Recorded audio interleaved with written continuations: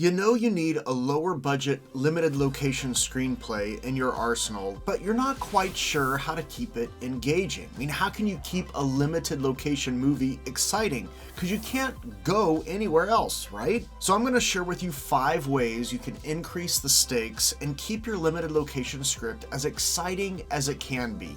And the first thing you can do is change the environment in such a way that no one can leave. Because up until that moment, they could have left. But once someone changes the environment, now no one can leave. And what I mean is, most writers think that limited location stories just happen in one location because the characters choose to be there. But most of the time, the characters are forced to be there. The environment changes and they are unable to leave until they resolve the issue that they're dealing with. You know, most limited location stories spend the first act getting the protagonist to the limited location, or at least establishing their status quo within the limited location. But very early on, the location is locked down, either by the antagonist, which is the most common, or by the protagonist, which does happen. It's just a lot more rare. And with the location locked down in such a way that the protagonist cannot leave, it helps to firmly establish it is a limited location story, and it raises the stakes because no one likes feeling trapped or locked up or imprisoned, and this makes the audience a bit uneasy. So whether you have the bad guys lock down a building, or trap someone in a phone booth, or put them on a speeding train or runaway train or whatever kind of train, or put up a force field around a cabin in the woods so no one can leave, you're creating a limited location. And while you could technically click off this video right now, if you do, you won't know the other 4 things that I'm going to mention, and you won't even know the general tips that I'm also going to give you along the way about keeping your limited location script exciting. You're only going to get those things if you keep watching. See what I did there? The second of 5 ways to raise the stakes for a low-budget, limited location script: add a clock. Not only is the protagonist locked into the location, they soon learn that they are on a clock. You know, so many hours until the air runs out, or the vault is cracked, or the deadline passes, or the bomb goes off, or whatever it is. Clocks are great because they add urgency. So if the protagonist is being complacent at all, just add a clock to force them into action. If they don't act, the air will run out, right? The bomb will go off, or the vampires will begin to hunt. It doesn't matter what the clock is, but any kind of clock is great at adding stakes. Plus, it's a great turn in the story when the protagonist realizes they're actually on a clock. If they don't step up and act before the deadline, it will go very badly for everyone. So add a clock and then tighten the screws by using the next strategy. Everything's simple, but nothing's simple. And what I mean by that is whatever the protagonist needs to do is a simple task in and of itself, okay? And definitely under normal circumstances,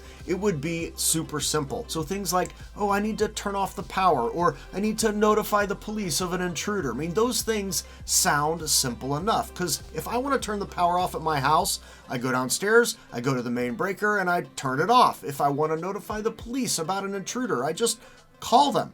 Those are simple things to do, but what if they aren't so simple? So I need to turn off the power, but I can't get to the breaker box without letting the antagonist get into the area that I'm protecting. So now it's a game of cat and mouse. Me trying to get to the breaker box without the antagonist knowing. So now we've got diversions and we've got other things going on just so I can get to the breaker box to turn off the power. But as soon as I do turn off the power, the antagonist is going to know where I'm at. So how can I turn off the power without the antagonist knowing? And what happens is every simple thing is now not so simple. In fact, everything becomes a bunch of small heists. Whether the protagonist is trying to turn off the power, or call the police, or convince someone to give up a password, it doesn't matter. It's a heist in and of itself. You know, basically think of simple tasks kind of like a Rube Goldberg device. One thing leads to the next, leads to the next, leads to the next. The marble rolls down, knocks over the domino, which knocks over other dominoes, which is that kind of a thing. So this doesn't mean you make simple things complicated. It just means that you make simple things take a bit more effort to complete. And then what you do is you have to have the antagonist up the ante. Because the protagonist is being a bit more successful at the simple heists along the way, the antagonist now turns up the heat. Now, so this may be more of a verbal threat, but the physicality of it can also, of course, be there. And upping the ante is where the antagonist might have at first been. So like they start the story and at first they're like, you know what, just leave them alone. We're just going to get our stuff done. Just keep them over there. But now, because the protagonist is getting some successes along the way, the antagonist is now like, you know what, let's hunt them down. We need to kill them. Like, we need to get rid of them. They're like rodents, right? We just need to get rid of them. They've changed what is acceptable to them or not as a result of the protagonist's small successes along the way. So at first the antagonist was just going to steal the money in the vault, but now they're going to kill one hostage every hour until their demands are met, or they're going to start killing randomly hostages, or they're going to hunt down and kill the protagonist and steal the money and make sure the random child that the protagonist is protecting never walks again. Okay, you can up the ante in lots of ways. Maybe it's a threat of a distant family, right? The good old, I'll kill everyone who's ever known you kind of a threat, but it can also be personal. So be creative and find ways to up the ante. Before I give you the last strategy you can use to increase the stakes, let me give you a couple of general things to consider when writing a lower budget script that will help you out. First, keep it under 100 pages. Shoot for somewhere in the low 90s for your script. Plus, cutting 20 pages right off the top, landing your script at 93 instead of 113 is going to save some money. You're trying to write a low budget film, right? Limited budget. So don't try to write an epic. A 90 to 100 page limited budget location feature script is a great target. Second, focus on horrors, thrillers, or heists.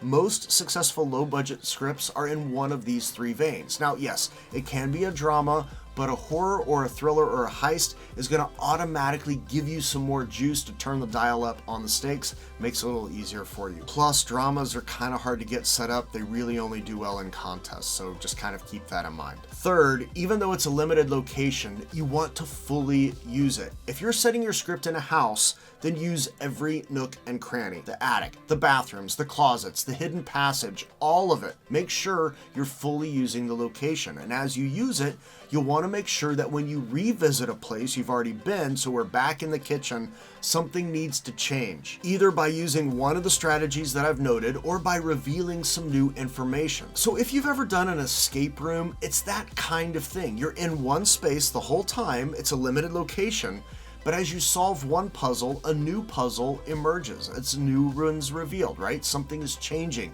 How you look at the space is now different. So make sure you're regularly changing things up in your script. A good rule of thumb is to try to make sure something significant changes every 10 pages or so. Maybe more often, but definitely around every 10 pages or so. That will help you keep the stakes rising through the script. The last strategy you can use, though, is a powerful one that most scripts use more than once, and it's this: change the power structure. And what I mean by this is whoever holds the power at any given moment cannot keep the power throughout the entirety of the story. The power has to shift back and forth between different characters. Maybe it just shifts once, maybe it shifts several times, and keep in mind there are different types of power. You know, maybe the antagonist has more money and resources, but the protagonist is smarter and more resourceful. And so the person who's in control of the environment, that keeps shifting depending on what is at play and what is allowing power to rule. And keep in mind, there are different types of power. Maybe the antagonist has more money and more resources, but the protagonist is smarter and more resourceful. So the person who's in control of the environment, it keeps shifting. And while I'm not going to get into all the types of power in this video, if you begin to craft your characters in such a way as the thing they are good at, the thing they have power in, is different than what other characters have power in. So one character has money, another one has intellect, someone else has charm, someone else has charisma, someone else has problem-solving skills, etc. If you begin to do that, especially with your limited location stories, because you have a limited cast anyway, you will be able to shift the power whenever you want. If you want to know more about how to use power dynamics in your script, I talk about it in my Screenwriting Fast Track course, which is a work-at-your-own-pace screenwriting course. And if you're serious about the craft of screenwriting and learning the tools you need to have to find success, you should check it out. So if you want to learn more about it, there is a link below to the Fast Track. Or if you just want to learn more about raising the stakes, watch this. Don't forget about fun buttons and other links below. And when you tell a story, you gotta find ways to raise the stakes and tell a story that matters. See you later.